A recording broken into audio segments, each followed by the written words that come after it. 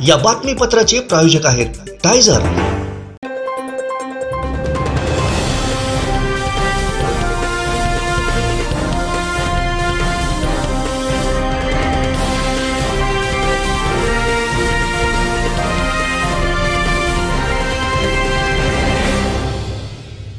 नमस्कार, आपण पाहताय कोकणचं नंबर 1 महाचॅनल कोकण सात लाईव्ह। बातमीपत्रात आपलं स्वागत। सुरुवात करूया हेडलाईन्सनं। हेडलाईन्सचे प्रायोजक आहेत Tyzer. Now experience sheer softness of Tyzer super soft shirts. कणकवलीत भालचंद्र महाराजांच्या भक्तांचं उपोषण। उद्योगमंत्री कोकणातले पण उद्योग बाहेर, वरुण सरदेसाई यांचं टीकास्त्र। आणि उत्तर भारतीय संघटनेवरून वैभव नाईकांनी केलं भाजपला टार्गेट। हेडलाईन्सचे प्रायोजक आहेत Tyzer. Now experience sheer softness of Tyzer super soft shirts. आता पाहूया सविस्तर बातम्या।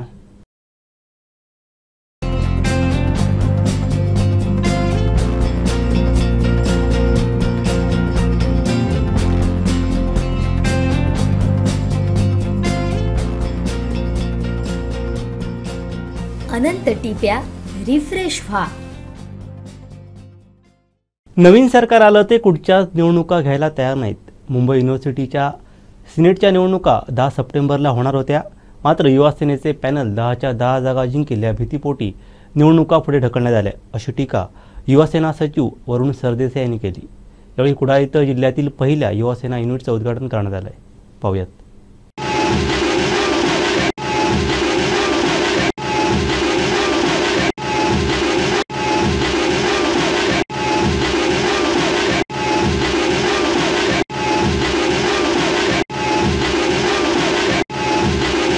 जीएसचं नेम हे जे नवीन सरकार आलं आहे हे कुठलंच निवडणुका घ्यायला तयार नाही।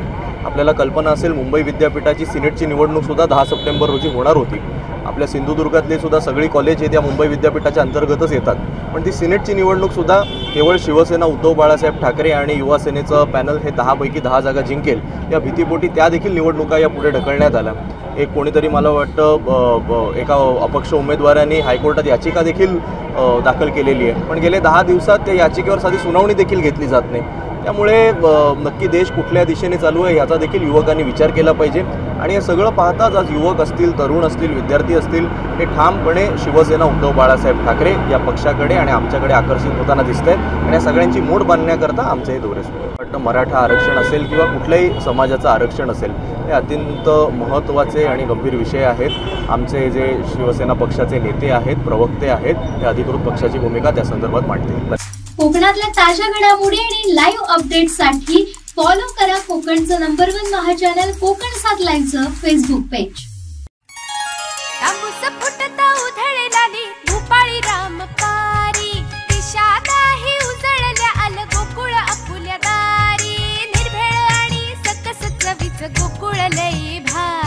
गोकुळ दूध संघाची दर्जेदार दुग्ध उत्पादने, गोकुळ दूध, दही, तूप, दूध powder, cooking butter, table butter, paneer, इलायची श्रीखंड, आंबा श्रीखंड, फ्रूट श्रीखंड, ताक आणि लस्सी। गोकुळ दूध आणि दर्जेदार दुग्ध उत्पादने, चव आहे कोल्हापुरी, गोकुळ लई भारी। कणकवलीत भालचंद्र महाराज संस्थेच्या संचालक मंडळाच्या कार्यपद्धतीच्या विरोधात भक्तगणांनी उपोषण सुरू केलं आहे।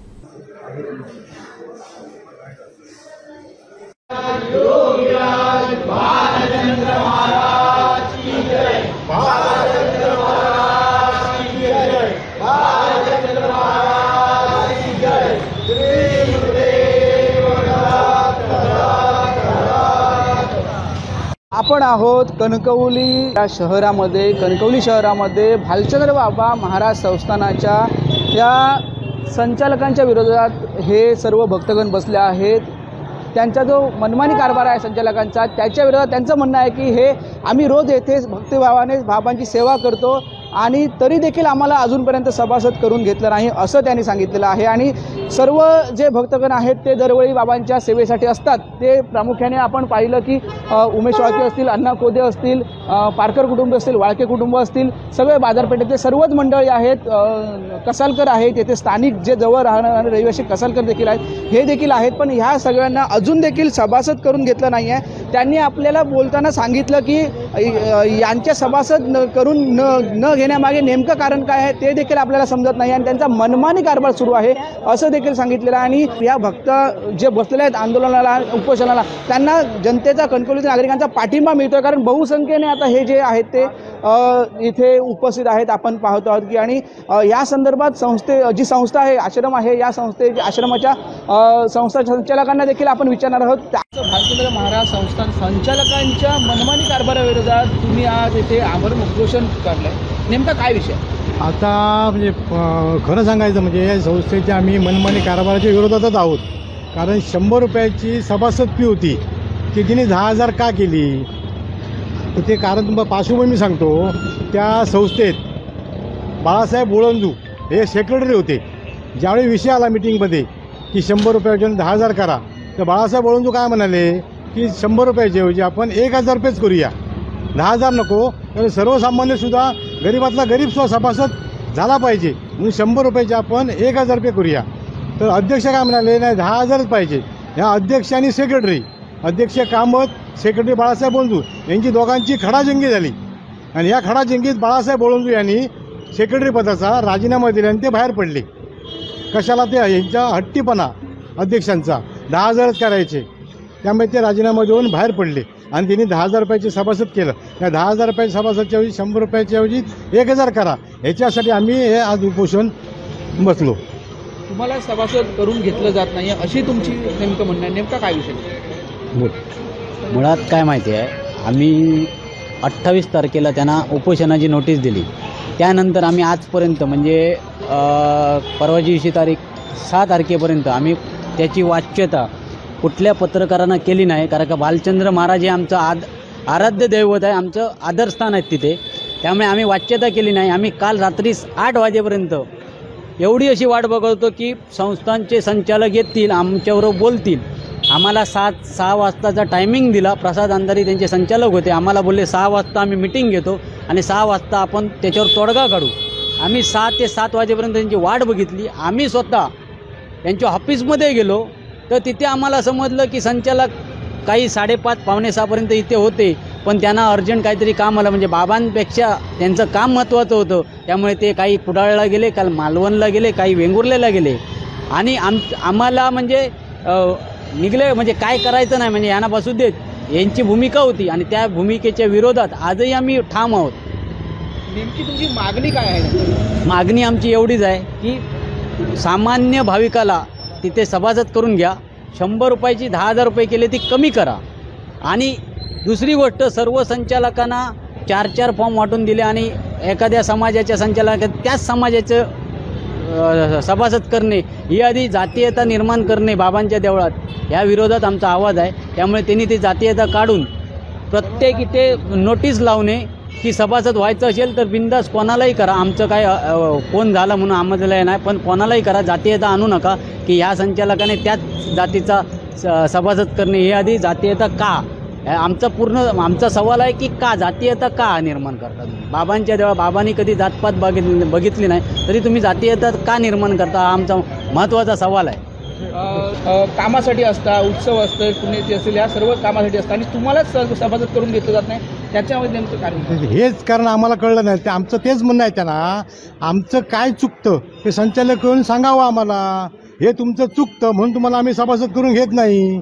मग आमची चूक आम्हाला जर कळली तर आम्ही त्या सुधारणा करू संचालकांना। दुसरं गोष्ट सांगतो, अध्यक्षांना आनंद झाला, अध्यक्ष बाबांच्या मठात एक कार्यक्रम होता, ते उद्घाटनला अध्यक्ष आलेले आणि ते काय बोलले, मला बरं नसताना असं मी उद्घाटनला आलो, कथा माझ्यामुळे ज्यांच्या उद्घाटन त्यांना आनंद झाला, मी आल्यामुळे, म्हणजे काय झालं लक्ष आलं, त्यांना आनंद झाला। तसंच आम्हाला सभासद करून न घेतल्यामुळे अध्यक्षांना आनंद झाला असेल तर आम्ही सगळं त्याच्यात आनंद मानतो, कारण आमच्यामुळे अध्यक्षांना आनंद झाला, आमच्यामुळे अध्यक्ष आनंदी आहेत का? तर आम्हाला सभासद करून न घेतल्यामुळे त्यांना आनंद झाला, आम्ही त्याच्यात असं काही आनंद मानणारे आहोत। तू नेहमी तुम्ही बाबांच्या या कार्यक्रमामध्ये असतात, उठबस करण्यामध्ये तुमचा मोठा हातभार आहे, काय सांगता येईल? नाही आहे, खरं आहे, ती सेवा म्हणून आम्ही करतो, ती बाबांच्या इकडे सेवा म्हणून आणतो आम्ही। पण तुम्हाला सदस्य करून घेतलं जात नाही, तर त्याच्यासाठीच आम्ही उपोषणाला बसलो। का घेतलं नाही काय सांगतो? तेच आम्ही त्यांना ते सांगितलं, आम्हाला झालं तरी करू नका, पण आमचं काय चुकलं आहे ते आम्हाला सांगा. ते कारण सांगू शकतात का घेतलं नाही ते. त्यामुळे आमचा विषय नाही, त्यांना विचारा का घेतलं नाही बुवा, यांना का घेतलं नाही. केळुसकरांची सुद्धा इथे दादागिरी चालते. आता दादागिरी मी जबाबदारी बोलतो का, तर आम्ही एखादा अर्ज द्यायला गेलो तर ते स्वीकारत नाही. केळुसकरांचं काम काय, अर्ज स्वीकारणे आणि कमिटीसमोर ठेवणे, निर्णय कमिटी घेणार, ते घेत नाहीत. मग आम्हाला पोस्टाने पाठवावं लागतो प्रत्येक गोष्ट. मग पोस्टाने पाठवणार, मग ते घेतलं नाही की मागे येणार, हे गोष्टी चालू राहतात. मग आणि ही लढाई आमची त्यांच्या विरोधातच आहे. आणि ही आमची आता यापुढे कायम बाबांच्या मंदिरात जे काय विरोधात करतील, समाजाच्या ज्या विरोधात काय निर्णय घेतील त्या विरोधात आमची लढाई कायमस्वरूपी असणार आहे. आजच आमचं असं उपोषण केलं म्हणजे संपलं नाही, यापुढेही आमचं वचक त्या कमिटीवर असणार आहे. त्यांनी असं समजू नये की आम्ही म्हणजे मोठे, बाबा सगळ्यात आमचे मोठे आहेत ते आमचे भालचंद्र महाराज. त्यामुळे कालचा त्यांचा आडमोठे म्हणजे धोरण होतं ते आम्हाला पटलं नाही, त्या विरोधात आम्ही आहोत. त्या बाबांपेक्षा ते स्वतःला मोठे समजतात आणि हे कणकवलीकरांना आम्हाला आणून समोर आणून द्यायचं होतं, ते आम्ही आणून द्यायचा प्रयत्न करतोय. आंदोलन उपोषणाला बसतात, काय सांगाल, काय नेमकं पाठीशी कोण नाही आहे, त्यांना सभापती केलेलं, त्यांना सभासद पद द्यायलाच पाहिजे ही आमची इच्छा आहे. भालचंद्रराव महाराज हे सगळ्यांचे आहे, सगळे समाजाच्या वतीने सगळं काम करतात आणि याच भक्तगणांना सभासद करून घेतलं, त्याबद्दल काय सांगतात. आम्हाला आमचा विरोधच आहे, हे व्हायला हवेत, कारण मनापासून इथे सगळी सेवा करतात ते मुलं आणि ही आमची इच्छा आहे. करणार, रात्रंदिवस झटून काम करतात, बघत पण नाही आपल्याला त्रास होतो असं काय बघत नाही, ते झटून काम करतात. मग त्यांची काय इच्छा आहे ती पूर्ण करते. मनोभावे रोज दरवेळी पूजा करतात, तुम्हाला देखील साधून सभासद करून घेतलं नाही. त्यांनी कमिटीने काय केलं की सगळे जातीचे फॉर्म त्यांनी प्रत्येक संचालकाला त्यांनी दिले, 4 फॉर्म दिले. मग तेली समाजाचे 4 फॉर्म गेले कुठे, हा आमचा एक उद्देश आहे. मग ते 4 फॉर्म आमच्या समाजाला त्यांनी द्यायचे, असं आमचा एक आहे. एवढी वर्ष तुम्ही बाबांची सेवा केली, अजून देखील तुम्हाला सभासद करून घेतलं जात नाही, त्याबद्दल काय. त्यांनी नावच घेतलं नाही आमचं आणि आम्हाला तेव्हा ह्याच्यात सांगतच नाही ते. म्हणजे प्रत्येक मिटिंग असली काय असली जरी आम्ही तिकडे बाबांच्या समोर जरी राहतो आम्ही, तर तेव्हा ते केव्हा एका शब्दाने सांगत नाही. फक्त काय वस्तू होय असले तर माझ्याकडे फक्त ते येतात, मग केळुसकर माझ्याकडे पाठवतात वस्तू काय होय असले तर. पण आम्हाला ते विचारपूस काय करत नाही कसल्या गोष्टीची, आणि आम्हाला ते जुमानतही नाहीत, ही त्यांची वृत्ती आहे. 15 वर्षापूर्वी बाबांच्या जीवनावर बाबांचा चित्रपट काढला होता, पण या कमिटीने त्यांनी अहोरात्र शूटिंग करून मी लिहिलंय ते अहोरात्र. आता बोलताना मला हे होते, आज रात्री पण मी लिहिलं, मी पावई झालो, रात्री लिहित होतो आणि तर त्यांनी तो प्रकाशित केला नाही. त्या आम्हाला सगळं अधिकार होईल असं यांचं आहे. मग त्याच्यानंतर भक्तनिवासला कोण आले, तर त्यांना रूम असले तरी नाही आणि दुसरीकडे पाठवतो, असे सगळे यांचे काय खरी आहे. मी रात्री हे लिहिलंय सगळं. त्यांच्या आतल्या माणसं आहेत म्हणजे तो पिक्चर काढला, आमच्या दुकानात शूटिंग झालेलं 15 वर्ष. गोव्याचा भक्त होता, त्याने ते प्रकाशित केला नाही, हा सगळे अधिकार असं त्याने काढला, म्हणजे त्या भक्ताने काढला, मग तो हे करणार. परत हे एक साधू पुरुष आलेला मुंबईवरून, त्याला रूम नाही म्हणून सांगितली. मग ते माझ्या दुकानात आले, पत्ता विचारायला. मग मी म्हटलं मी नाक्यावर चाललो, कुठे चालला, तर नाही मला माझं आधार कार्ड होतं, मला रूम दिले नाही. ते फक्त आंघोळ करून ते पुढच्या कार्यक्रमाला जाणार होते. कोण ते ग्रस्त झाले, नाव बी काय मला माहिती. मग त्यांना पल्लवी लॉजला एक 8-9 महिने झाले सोडलं त्यांना. आणि आणि मी त्या म्हणजे कामात भाई नसतात, अध्यक्ष नसतात, मुलगा. मग मी म्हटलं असं झालेलं आहे, त्यांना रूम नाही म्हणून सांगले. साधू पुरुषाकडे जाणार, त्याला तसल्या लॉजवर चालेल का, हे मला खंत वाटते. नंतर मी ते येऊन कामतांच्या मुलाला बोललो, अमोलला. त्याने असं 2 वेळा झालं आहे. मग एक शेगावचा अक्कलकोटचा माणूस होता, तो पण म्हणाला मी की असं हे केलं, मला रूम दिले नाही, मग आमच्याकडे या असं नसतं. ह्यांना आधी फिरून आणायला पाहिजे सगळीकडे, तर यांना करणार कसं सिस्टीम आहे ती. ते लोक मुंबईवाले अगोदरच ब्लॉक ते करून घेतात आणि नंतर आलेले नाही. कारण मी या समोरच्या बिल्डिंगमध्ये राहते ना, तर ते लोक जे आलेले असतात त्यांचे बुक झालेले आहेत तयार म्हणून सांगायचे. आणि आमच्याकडे माझ्याकडे सुद्धा स्वतःकडे त्यांनी माणसांना पाठवलेलं आहे. म्हणजे माझ्या मिस्टरांनी त्यांना घरी इकडे जागा नाही रूममध्ये, म्हणून माझ्या घरी मी ठेवलेलं आहे. मी या बिल्डिंगमध्ये समोर राहते. हो हो. आम्ही ना आधार कार्ड नाही, आधार कार्डची मशीन किती रुपयाला येते, साधी आधार कार्ड किती रुपयाला येते तुम्हाला माहिती, मला काय त्यातलं ज्ञान नाही. 4-5 हजारपर्यंत ती देवळात ठेवली तर फक्त आणला तो ते काढू शकेल. रात्री तो कुठे फिरणार, नाही फिरू शकत ना. मग हे अशी अडकटी आहे. मग ते कुठे लॉजिंगला जातात, त्याचे पैसे त्यांचे बघा, ते देवदर्शनला आलेले असतात, ते मजा करायला आले. हा एक जेंट्स लोक आहे वगैरे आहे, त्यांना तुम्ही देऊ नका. असे हे काय दिसतं ते, म्हणजे फॅमिली आली तर त्यांना असं याशिवाय आई बहिणी वगैरे असं येतात, लहान लहान मुलं असतात, कंटाळलेली असतात प्रवास करून, आणि हे ते मग नाही म्हणून सांगतात. नाही, मी स्वतः माझ्या इथे त्यांनी पाठवलेले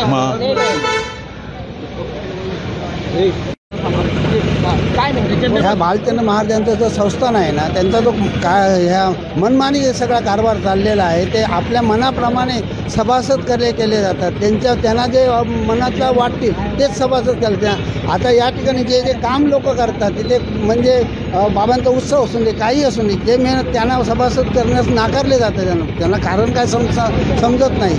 आणि त्याचप्रमाणे ज्यावेळी बाबांचा उत्सव असतो त्यावेळी यांची मिटिंग घेतली जाते. मग सभासद ज्याही तुम्हाला करायचं आहे त्याही मिटिंग घ्यायला काय होतं. सभासद तुम्ही देऊळ आहे संपूर्ण कणकवलीचंच आहे ते, मग सर्वांना सभासद करून सामावून घेतलं का जात नाही. ठराविक आपले लोक आहेत त्यांनाच ते सामावून घेतात आणि बाकी त्यांना टाळलं जातं त्याच्यातून. असा आहे यांचा मनमानी कारभार चाललेला आहे. आणि तो आम्ही कारभार थांबवून ठेवण्यासाठी त्याच्यावर बंधन कायदे कंट्रोल असायला पाहिजे, म्हणून आम्ही हे उपोषण ठरवलेलं आहे. आणि ह्याच्यापुढे ह्यांचा हा विरोध कायमच चालू राहणार.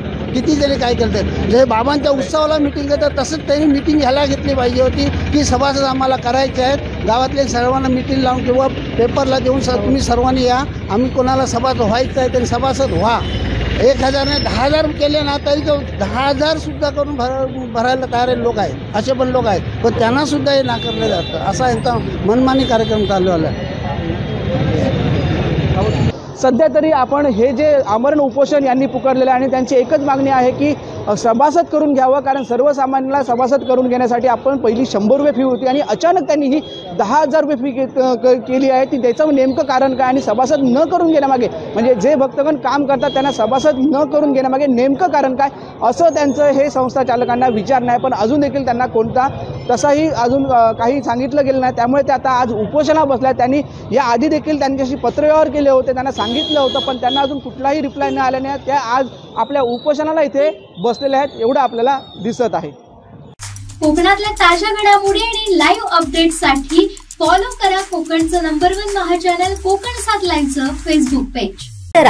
नॅप आय हॉस्पिटल मिरज संचलित विवेकानंद नेत्रालय आणि रेटिना सेंटर मध्ये आजपर्यंत 15,000च्या वर डोळ्यांची ऑपरेशन्स, विना टाका विना इंजेक्शन मोतीबिंदू शस्त्रक्रिया, डोळे तपासणी, चष्मा, तिरळेपणा आणि डोळ्यांच्या सर्व आजारांवर उपचार, डायबेटिक आणि उच्च रक्तदाब असलेल्या रुग्णांवरही डोळ्यांचे उपचार. आजच संपर्क करा विवेकानंद नेत्रालय आणि रेटिना सेंटर, प्रहार कार्यालयाच्या शेजारी, सनराईज टॉवर, श्रीधर नाईक चौक, मुंबई गोवा हायवेवर, कणकवली. भालचंद्र महाराज संस्था चालकांच्या विरोधातलं उपोषण बेकायदेशीर असल्याचं मत संचालक निवृत्ती धडाम यांनी व्यक्त केलं आहे. आज परमहंस भालचंद्र महाराज संस्थान संचालक मंडळाच्या विरोधात स्वतःला बाबांचे भक्तगण म्हणणाऱ्या काही मंडळींनी उपोषण सुरू केलेले आहे. ते पूर्णतः बेकायदेशीर आहे. मुळात एखाद्या नोंदणीकृत धार्मिक संस्थेच्या पूर्वपरवानगीशिवाय उपोषण करणे चुकीचेच आहे. एखादी नोंदणीकृत संस्था ही संस्था ही संचालक मंडळाच्या मनाप्रमाणे चालत नसते, तर ती संस्थेतील घटनेतील उपविधीनुसार संचालक मंडळाने ती चालवायची असते. संस्थेची घटना तयार करणे किंवा दुरुस्त करणे हे संचालक मंडळाच्या अधिकार कक्षेत येत नाही. त्यामुळे संस्थेच्या संचालकांची कार्यकारी मंडळाची मनमानी वगैरे म्हणणे पूर्णतः चुकीचे आहे.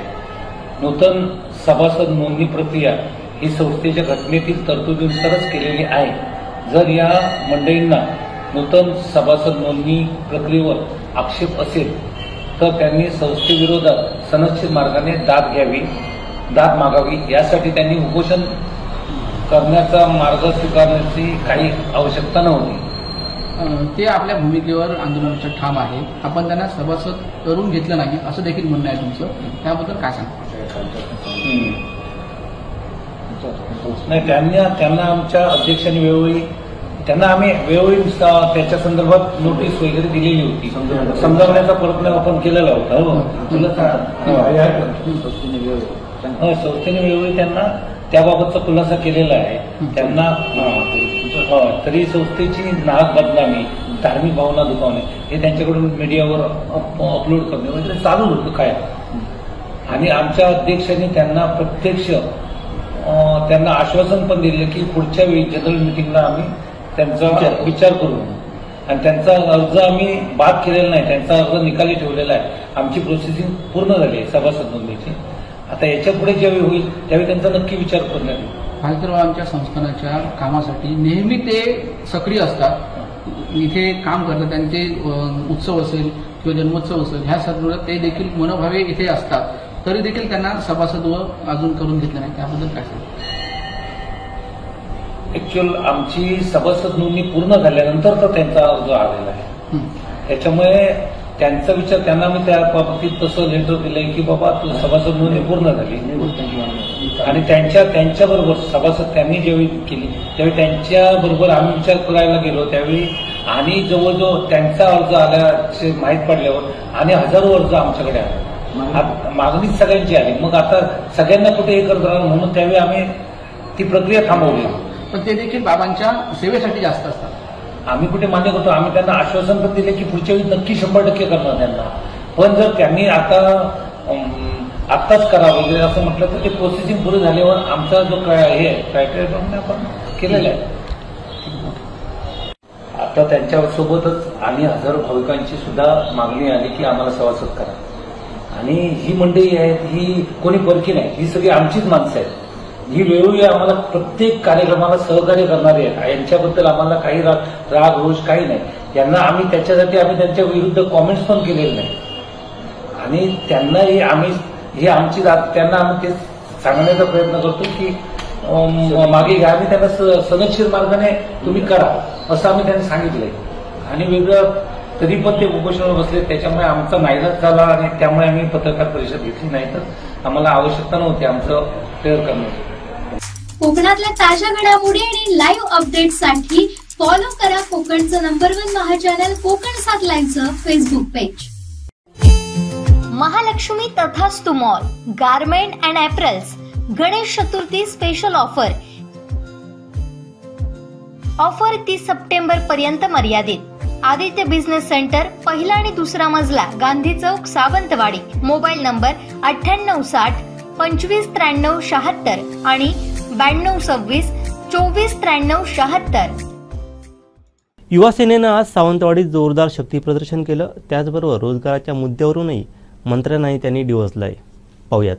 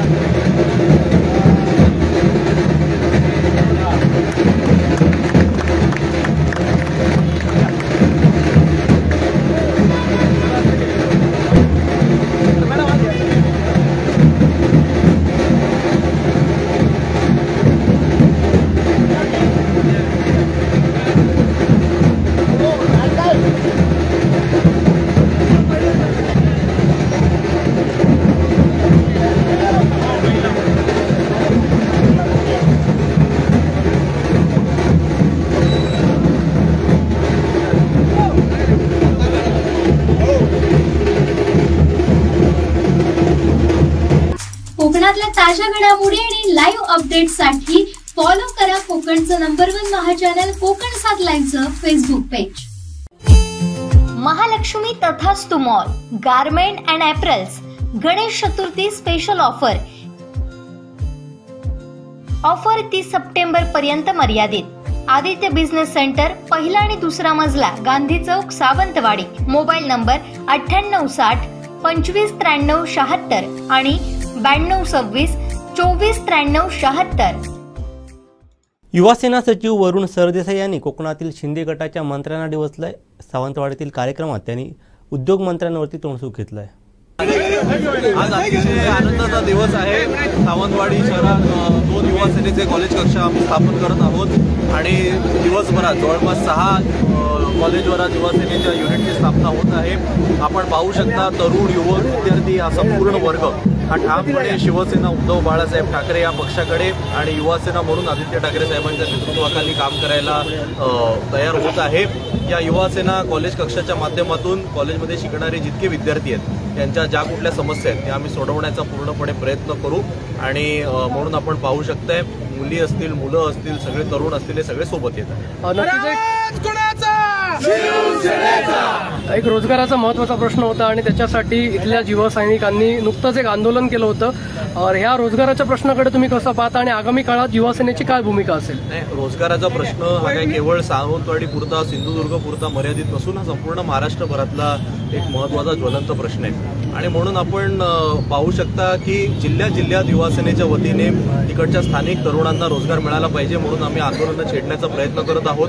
आमचे जे आमदार आहेत, खासदार आहेत, हे देखील शासन दरबारी वेगवेगळ्या कंपन्या या त्यांच्या जिल्ह्यात कशा येऊ शकतील याकरता प्रयत्नशील आहेत आणि त्यामुळे उद्योग मंत्री आज कोकणात जरी असले तरी उद्योग कुठेतरी कोकणातून बाहेर जाताना दिसत आहेत आणि त्याकरता युवासेना आंदोलन करत आहे आणि यापुढे देखील करत राहील. कोकणातल्या ताज्या घडामोडी आणि लाईव्ह अपडेट्ससाठी फॉलो करा कोकणचं नंबर 1 महा चॅनल कोकण 7 लाईव्हचं फेसबुक पेज. सिंधुदुर्गात प्रथमच बायपास शस्त्रक्रिया, हृदयरोग निदान आणि उपचार एकाच ठिकाणी. बायपास शस्त्रक्रिया, एंजिओग्राफी, एंजिओप्लास्टी, हृदयाची सोनोग्राफी, ट्रेडमिल चाचणी, हृदयविकार तपासणी अशा अत्याधुनिक सुविधा. MJPJAY योजनेअंतर्गत बायपास आणि एंजिओप्लास्टी अगदी मोफत. आवश्यक कागदपत्रे, ओळखपत्र, मतदान card, Aadhaar card, ration card, bank passbook, mobile number. Cashless सेवा उपलब्ध. Super speciality life time hospital, Padve, Kasal Malvan मार्गालगत, तालुका कुडाळ, जिल्हा सिंधुदुर्ग. पळून जाणाऱ्या केसरकरांना जाब विचारणाऱ्या युवा सैनिकांचा अभिमान असल्याची प्रतिक्रिया युवासेना सचिव वरुण सरदेसाई यांनी व्यक्त केली.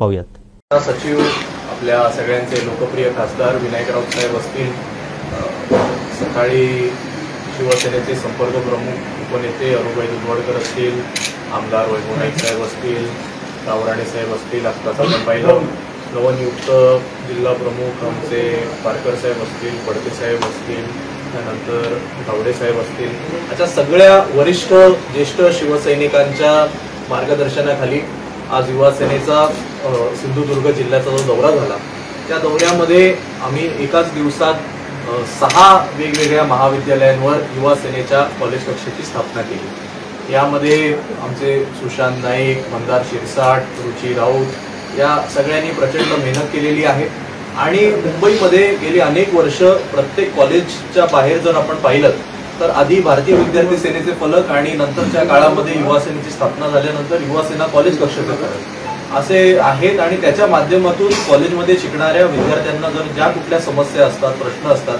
ते सोडवण्यासाठी आम्ही प्रयत्न करत असतो. त्याच धर्तीवर आज सिंधुदुर्ग जिल्ह्यामध्ये पहिल्यांदाच एवढ्या मोठ्या प्रमाणात प्रत्येक कॉलेजच्या बाहेर युवासेनेच्या या कॉलेज कक्षांची स्थापना करण्यात आलेली आहे. हा केवळ पहिला टप्पा आहे. सगळ्या पदाधिकाऱ्यांच्या बैठकीमध्ये त्यांनी सांगितलेलं आहे की गणपतीनंतर उर्वरित सर्व कॉलेजवर सुद्धा या आपण युवासेनेचे कॉलेज कक्ष स्थापन करणार आहोत. सावंतवाडीमध्ये सुद्धा शहरातली जी आपली 2 प्रमुख कॉलेज आहेत त्या दोन्ही प्रमुख कॉलेजवर आज या सगळ्या वरिष्ठ नेत्यांच्या मार्गदर्शनाखाली आणि सगळ्या युवा सैनिकांना सोबत घेऊन आपण कॉलेज कक्षाची स्थापना केलेली आहे आणि पुढील काळामध्ये विद्यार्थ्यांसोबत थेट आपण संवाद साधण्याचा प्रयत्न करणार आहोत. आपल्याला कल्पना असेल काही महिन्यांपूर्वी युवासेना प्रमुख आदित्य ठाकरे साहेब यांची देखील सावंतवाडी येथे एक सभा झाली होती आणि त्याच्यानंतर शेवटी युवा सेना म्हणजे युवकांचे तरुणांचे प्रश्न सोडवण्यासाठी तत्पर असणारी अग्रसर संघटना आणि म्हणून आज विद्यापीठामध्ये सुद्धा आमचे 10 पैकी 10 सिनेट सदस्य आहेत. खरं तर 10 सप्टेंबर रोजी सिनेटची निवडणूक ही देखील घोषित झाली होती, पण सरकार कोणत्याच निवडणुका घ्यायला तयार नाही. त्याच धर्तीवर त्यांनी सिनेटची निवडणूक सुद्धा अगदी एका छोट्याशा कारणासाठी पुढे ढकलून दिलेली आहे. असं असलं तरी विद्यार्थ्यांच्या ठामपणे मागे उभं राहण्याकरता एक अत्यंत चांगलं व्यासपीठ म्हणून युवा सेनेचं कॉलेज शिक्षक काम करेल आणि त्या सगळ्या पदाधिकाऱ्यांच्या सोबत आम्ही देखील आहोत. याच्या व्यतिरिक्त आपण पाहू शकता की सिंधुदुर्गमध्ये आज अत्यंत चांगल्या पद्धतीने युवा सेनेचं संघटन हे वाढताना दिसत आहे. आज दिवसभरात जिथे जिथे आम्ही गेलो, सुरुवातीला कुडाळ असेल, मग ओरस असेल, त्याच्यानंतर मालवण असेल, आज सावंतवाडी, यानंतर दोडामार्ग, प्रत्येक कार्यक्रमाच्या स्थळी 40 ते 50 युवकांचा थेट युवा सेनेत प्रवेश झाला आणि त्याचसोबत तिकडच्या तालुका पदाधिकाऱ्यांनी अनेक नियुक्तीपत्र सुद्धा दिलेली आहेत. त्यामुळे गाव पातळीवर युवा सेनेचं, युवकांचं, युवतींचं संघटन वाढवण्याकरता सुद्धा अत्यंत चांगल्या पद्धतीने इकडची आमची सगळी पेरेंट बॉडी आम्हाला मदत करते, ते सोबत आहेत आणि येत्या काळामध्ये सुद्धा सिंधुदुर्गमध्ये अधिक सक्षमपणे युवा सेना, युवती सेना कशा पद्धतीने काम करू शकेल याकरता आम्ही प्रयत्नशील आहोत. याच्या व्यतिरिक्त आपल्याला जर काही विचारायचं असेल आपण विचारू शकतो.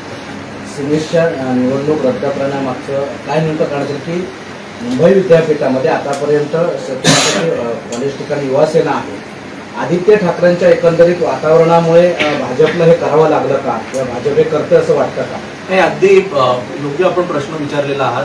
कारण पहिल्यांदा जेव्हा आम्ही निवडणूक लढवली तेव्हा 10 पैकी 8 आणि दुसऱ्यांदा लढवली तेव्हा 10 पैकी 10 असा विक्रमी विजय मिळाल्यानंतर यावेळी परत एकदा आम्ही 10 पैकी 10 जागा जिंकणार याची आम्हाला जशी खात्री होती तशीच भाजपला सुद्धा खात्री होती आणि म्हणून 3 पक्ष एकत्र येऊन सुद्धा म्हणजे आमचा पक्ष फोडला, राष्ट्रवादी फोडला, भाजपसारखा मोठा पक्ष, असे 3 पक्ष एकत्र येऊन सुद्धा मुंबई ते आपल्या सिंधुदुर्ग म्हणजे पार गोवा बॉर्डरपर्यंत हा जो काही संपूर्ण मुंबई विद्यापीठाचा परिसर आहे याच्यामध्ये आजही उच्च शिक्षित पदवीधरांच्या मनामध्ये एकच नाव आहे, ते म्हणजे उद्धव बाळासाहेब ठाकरे.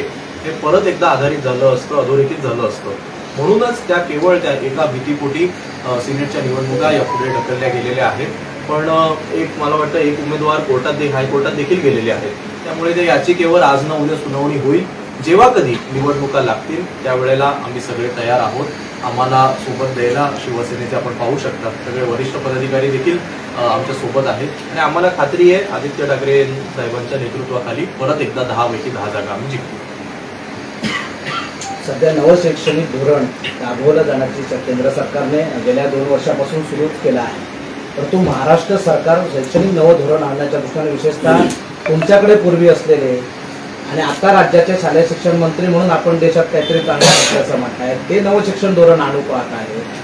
तुम्ही एक युवक म्हणून युवा संघटनेत काम करताय.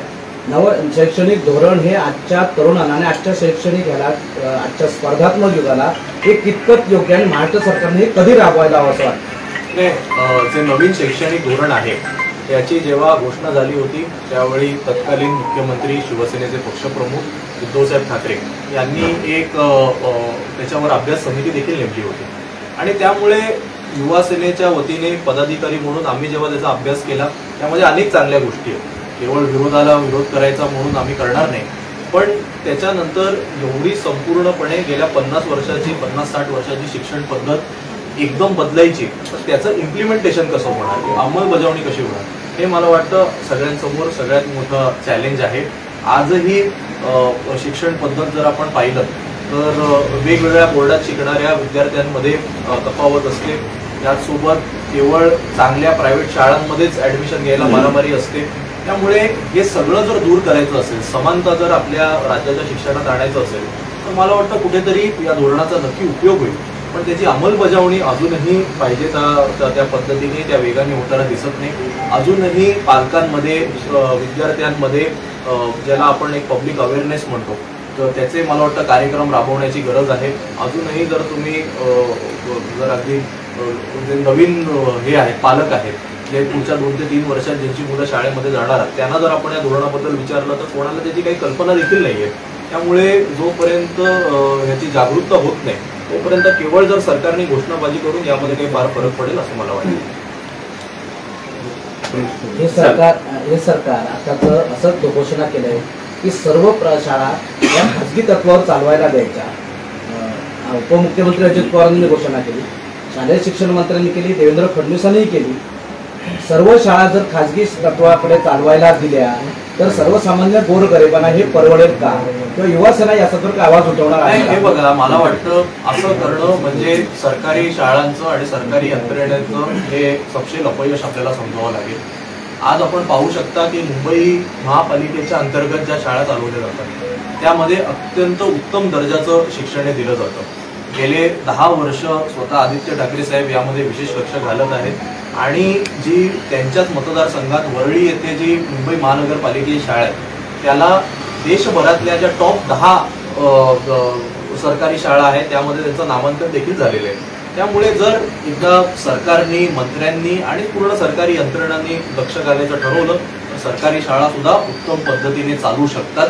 याचं एक चांगलं उदाहरण, उत्तम उदाहरण मला वाटतं या मुंबई महानगरपालिकेच्या शाळा आहेत. जर एक महापालिका हे राबवू शकते तर सरकार 100% राबवू शकतं.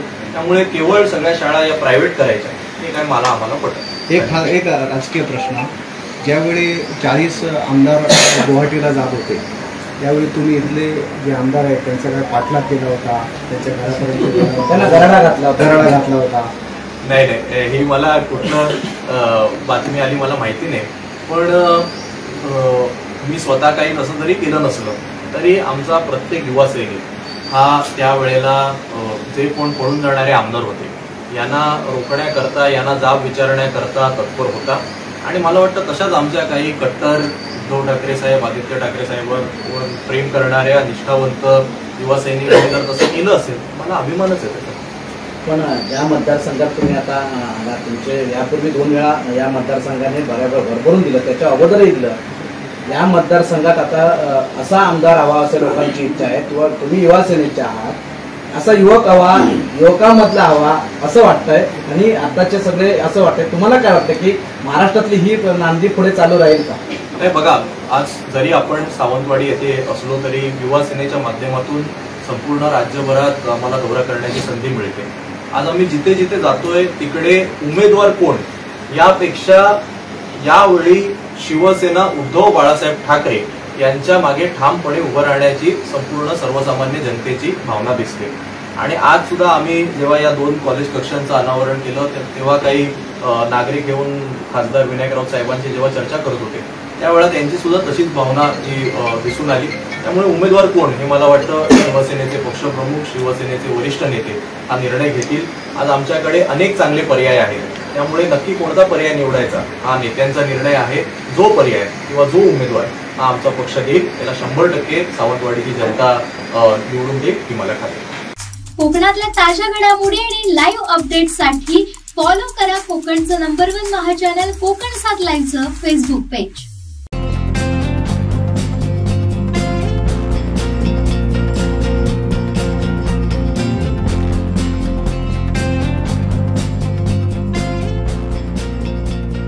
अनंत टी देई रिफ्रेश हमी. मुंबई ही मराठी माणसाची आहे, मात्र याच मुंबईसह महाराष्ट्रात भाजपने गुजरातची आणि उत्तर भारतीयांची संघटना स्थापन केल्याचा आरोप आमदार वैभव नाईक यांनी केला आहे. ते मालवण येथील कार्यकर्ता मेळाव्यात बोलत होते. आज भाजपने अनेक संघटना स्थापन केल्या. खरं तर महाराष्ट्र हा मराठी माणसाचा आहे, मुंबई ही मराठी माणसाची आहे. म्हणून काही सारखे त्यावेळी तरुण प्रवाहित शिवसेनेकडे झाले आणि मग अनेक लोकांना, कोकणातल्या अनेक लोकांना आमदार, खासदार नोकरीला या शिवसेनेच्या माध्यमातून लागले. आज मुंबईची परिस्थिती काय आहे की भारतीय जनता पार्टीमध्ये अनेक लोक जे उत्तर भारतीय आहेत, गुजराती आहेत. आज किरीट सोमय्या असून दे, रवी राणा असून दे, हे आमचे मुंबईचे बिल्डर मोठे आहेत, लोढा बिल्डर असून दे, हे सगळी मंडळी परप्रांतीय आहेत. एवढंच नाही, आज सिंधुदुर्ग जिल्ह्यामध्ये सुद्धा परप्रांतीयांचा सेल भाजपने स्थापन केला. हे कोण परप्रांतीय? पाऊला आणणारे भैया, गुजराती जे मारवाडी व्यापार करतात ते गुजराती, बटर विकतात ते भैया, सुके मासे विकतात ते भैया, अशा सगळ्यांना बेकरी जी आहे ते केलं, अशा सगळ्या लोकांना घेऊन भाजपने आपला अजेंडा जो लपून चालू आहे तो आज उघड झाला आणि भाजपने उत्तर भारतीय सेल या जिल्ह्यामध्ये स्थापन केला. कोकणातल्या ताज्या घडामोडी आणि लाईव्ह अपडेट्ससाठी फॉलो करा कोकणचं नंबर 1 महा चॅनल कोकण 7 लाईव्हचं फेसबुक पेज. आता डोळ्यांच्या सर्व आजारांवर अत्याधुनिक उपचार कणकवलीत, तेही अगदी माफक दरात. नॅप आय हॉस्पिटल इमिरत संचलित विवेकानंद नेत्रालय आणि रेटिना सेंटर मध्ये आजपर्यंत 15,000च्या वर डोळ्यांची ऑपरेशन्स, विना टाका विना इंजेक्शन मोतीबिंदू शस्त्रक्रिया, डोळे तपासणी, चष्मा, तिरळेपणा आणि डोळ्यांच्या सर्व आजारांवर उपचार, डायबेटिक आणि उच्च रक्तदाब असलेल्या रुग्णांवरही डोळ्यांचे उपचार. आजच संपर्क करा विवेकानंद नेत्रालय आणि रेटिना सेंटर, प्रहार कार्यालयाच्या शेजारी, सनराईज टॉवर, श्रीधर नाईक चौक, मुंबई गोवा हायवेवर, कणकवली. केंद्र व राज्य सरकारच्या माध्यमातून गतिमान विकास होत असताना आता नजर जाते तिथे भाजपा पक्षात प्रवेश करणाऱ्यांची संख्या वाढत आहे. मालवण कुडाळ मतदारसंघात भाजप पक्षात प्रवेश करणाऱ्यांची यादी मोठी आहे. मतदारसंघ आदर्शवत बनवताना महाराष्ट्रात टॉप 5 मतदारसंघात मालवण कुडाळचे स्थान निर्माण करण्याचे आपले प्रयत्न सुरू आहेत, असं प्रतिपादन कुडाळ मालवण विधानसभा प्रमुख निलेश राणे यांनी व्यक्त केलं आहे. आंबोज येथील ग्रामपंचायत सरपंच, उपसरपंच यासह सदस्य व अनेक ग्रामस्थांनी निलेश राणे यांच्या उपस्थितीत भाजप पक्षात प्रवेश केला. गावच्या विकासाला सर्वाधिक प्राधान्य देत मागणी करण्यात आलेली सर्व विकास कामे शासनाच्या माध्यमातून प्राधान्याने मंजूर करून दिली जातील. आम्ही तुमच्यासोबत आहोत असा विश्वास निलेश राणे यांनी प्रवेशकर्त्यांना दिला. यावेळी भाजप प्रदेश सदस्य दत्ता सामंत यासह अन्य पदाधिकारी, कार्यकर्ते उपस्थित होते. मालवण कुडाळ मतदारसंघाचा विचार करता गेल्या 9 वर्षात विकास कामांअभावी अनेक कामे ओसाड पडली. मात्र आता विकासाची दारं भाजप युती सरकारच्या माध्यमातून खुली झाली आहेत.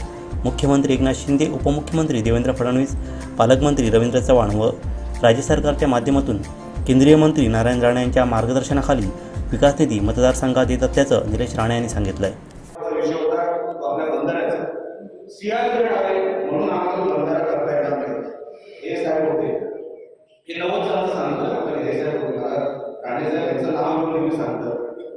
की 90ला बंधारा सुरू होता तेव्हाची परिस्थिती बिकट होती. मग त्या अधिकारी आले नियम सांगायला लागले, हा नियम असेल, तो नियम असेल. राणे साहेब बोलले सगळे नियम आले बाजूला, दगडी टाकायला सुरुवात केली आणि जो 90ला बंधारा तिकडे देवबागला उभा राहिला, आज पण तोच बंधारा आहे. कायदा कोणासाठी असतो? काय आम्ही काय तोडत नाही, पण लोकांचे जीव जर वाचत असेल तर कुठेतरी कायद्याला कुठेतरी मोडतोड करावी लागते. अधिकाऱ्याला त्या भाषेमध्ये बोलावं लागतं, तशी तडजोड करावी लागतं. आपण ही सगळी व्यवस्था उभी करू शकतो हे दाखवण्यासाठी एक आदर्श मतदारसंघ महाराष्ट्रामध्ये करण्यासाठी आज महाराष्ट्रामध्ये मला वाईट वाटतं. विधिमंडळाला वरतून गॅलरीत बसून मला विदेशमध्ये घेऊन गेला होता. मी देशाच्या गॅलरीत बसून बघतोय की आमचा पुढा महाराष्ट्राचा कधी उल्लेख होतो, अनेक मतदारसंघाचा उल्लेख होतो, आमच्या कुडाळ मालवणचा उल्लेख होत नाही. मला वाईट वाटतं. आज बाजूला नितेश कसं काम करतो, एका बाजूला सावंतवाडीत चांगलं काम चालू आहे, पण कुडाळ मालवणचा का उल्लेख होत नाही? म्हणून काम करण्यासाठी आमदार खासदार नशिबात असेल तर होणारच. पण या कुडाळ मालवण मतदारसंघाला अनेक वर्षापासूनची महाराष्ट्रात ओळख मिळाली नाही. ओळख देण्यासाठी हा संघर्ष आहे, तो विकास दाखवण्याचा हा संघर्ष आहे. आणि जो राणे साहेब तेव्हापासून जे काय करत आहे की कुठेतरी 2014 नंतर तो सगळे विषय कुठे मार्गी लागलेला आहे. अनेक गावांमध्ये म्हणजे आज परवा कुठे मला वाटतं मसुऱ्यालाच गेलो, राणे साहेबांनी जेव्हा बनवलेलं कसं ते अजूनपर्यंत तसेच राहते. त्याच्यानंतर एक थर सुद्धा आलेलं नाही, एक थर त्याच्यावर पडलेला. हे राणे साहेबांचा मोठेपणा इथे सांगायला आलेलो नाही. पण जर माणूस चुकीचा गेला तर तो आपला एक 10 वर्ष एक पिढी, 20 वर्षाचा माणूस 20 वर्षाचा होतो, ज्याचं लग्न झालेलं नसतं त्याचं लग्न होतं त्या 10 वर्षात. 30 वर्षाचा माणूस 40 वर्षाचा होतो, त्याचा मुलगा तेव्हा 15 वर्षाचा किंवा 12 वर्षाचा होतो. आपण दशक म्हणतो ना 10 वर्षात, ही 10 वर्षात जर आपण फुकट घालून बसलो तर विचार करा हे तरुण कुठे नोकरी मागायला जाणार. आज कुडाळ मालवणमध्ये सांगण्यासारखी एक व्यवस्था नाही. देवाने सगळं दिलेलं आपल्याकडे आहे, किनारपट्टी आहे, साधन सामुग्री आहे, पण त्याच्यामध्ये आपण करतोय काय? एक कारखाना आपल्याकडे येऊ शकतो नाही. संघर्ष त्या कारखान्यांसाठी आहे, संघर्ष त्या व्यवस्थेसाठी आहे की साहेब काहीतरी चांगलं करूया. इथे माता भगिनी मोठ्या प्रमाणात आहे. दिलीपराव आपल्याकडे आपले जुने सहकारी साहेबांचे तेही आमच्या मनात आहे, त्यांनाही आम्ही कधी विसरलेलो नाही. त्यांनाही कधीतरी आम्ही सांगतो की साहेब आता दिवस बदलत चालले, आता सगळं लोकांना बरं वाईट कळतं. मोबाईलच्या जगात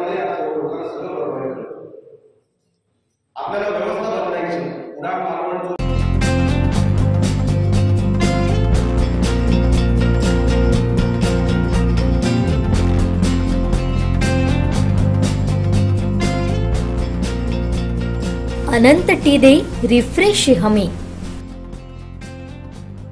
आज मला अनेक आमिषे चौकशीच्या धमक्या येत आहेत, पण अशा धमक्यांना भीक घालणार नाही असा इशारा आमदार वैभव नाईक यांनी दिलाय. तहसील येथील कार्यकर्ता मेळाव्यात आमदार वैभव नाईक काय म्हणाले पाहूयात.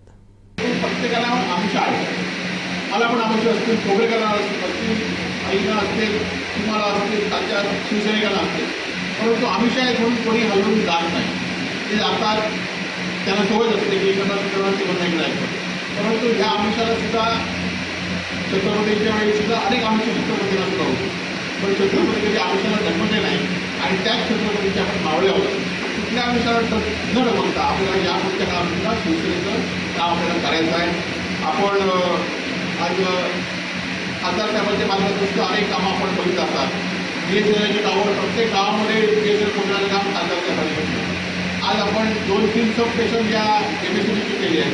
अनेक MSCBचे आपण डिजिटलीकरणाचं कामं या ठिकाणी केले आहेत, अजूनही आपण या ठिकाणी करतो.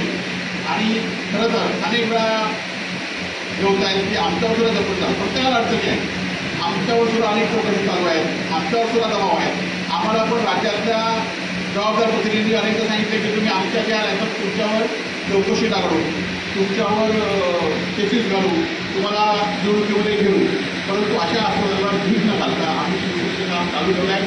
जनतेने जो विश्वासाने आम्हाला दिला आहे, जनतेने खरं तर गद्दारी केलेल्याला जनता माफ करत नाही, ही 2-2 वेळा या ठिकाणी दिली आहे. आणि त्यामुळे हे गद्दारच ज्या निवडणुकीमध्ये कोण असतील तर त्यांना पण निवडणुकीमध्ये जनता माफ करणार नाही. जनता हे प्रामाणिक माणूस आहेत, त्यांच्या जो प्रातिशिक जनता आहे.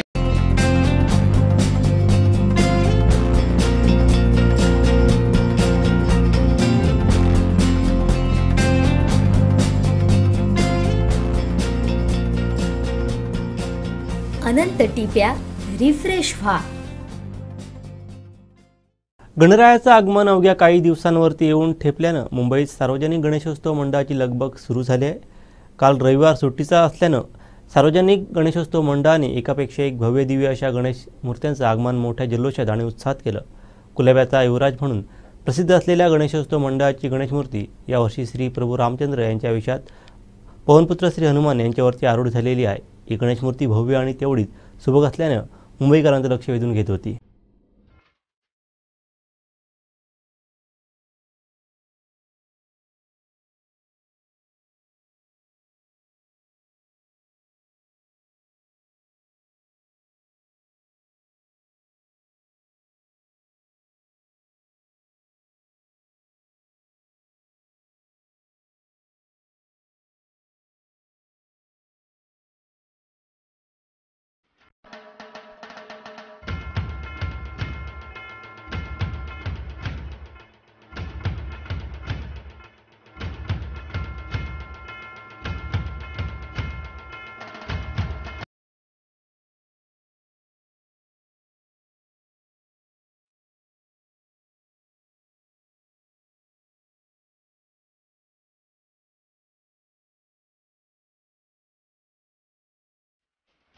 कोकणातल्या ताज्या घडामोडी आणि लाईव्ह अपडेट्ससाठी फॉलो करा कोकणचं नंबर 1 महा चॅनल कोकण 7 लाईव्हचं फेसबुक पेज. शेवटी ठळक घडामोडी पुन्हा एकदा. हेडलाईनचे प्रायोजक आहेत Tyzer. Now experience sheer softness of Tyzer super soft shirts. कणकवलीत भालचंद्र महाराजांच्या भक्तांचं उपोषण. उद्योगमंत्री कोकणातले पण उद्योग बाहेर, वरुण सरदेसाई यांचं टीकास्त्र. आणि उत्तर भारतीय संघटनेवरून वैभव नाईकांनी केलं भाजपला टार्गेट. हेडलाईनचे प्रायोजक आहेत Tyzer. Now experience sheer softness of Tyzer super soft shirts. बातमीपत्रात वेळ झाली ते थांबण्याची. पाहत राहा बदलत्या कोकणचा बुलंद आवाज. कोकणचं नंबर 1 महा चॅनल कोकण 7 लाईव्ह. धन्यवाद.